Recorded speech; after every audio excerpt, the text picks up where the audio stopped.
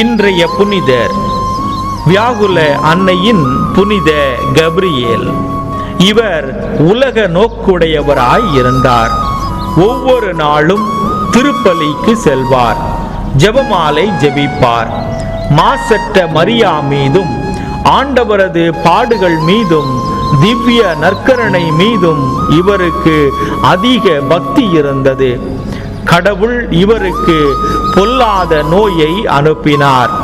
மரியாள் தன்னை சுகப்படுத்துவாரானால் துறவியாக வாக்களித்தார். அதனால் பூரண சுகம் கிடைத்தது என்றாலும் துறவியாகாமல் காலத்தை கடத்தினார்.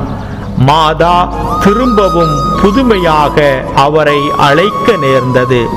துறவற சபையில் சேர்ந்தார். 5 ஆண்டுகளும் 7 மாதங்களுமே இவர் துறவியாக வாழ்ந்தார். இவருக்கு காச நோய் இருந்தது.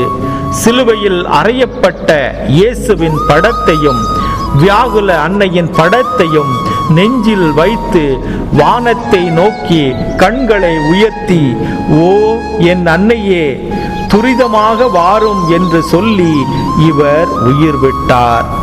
இறக்கின்ற தருவாயிலும் அன்னை மரியாளை உதவிக்கு அழைத்தது போல நாமும் துன்ப வேளையில் நம்முடைய அன்னையை உதவிக்கு அழைப்போம்.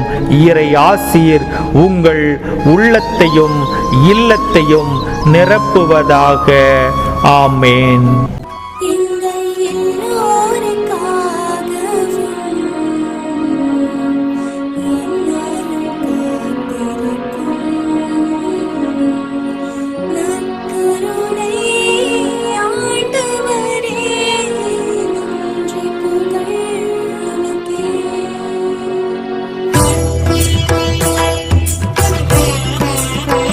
Thank you.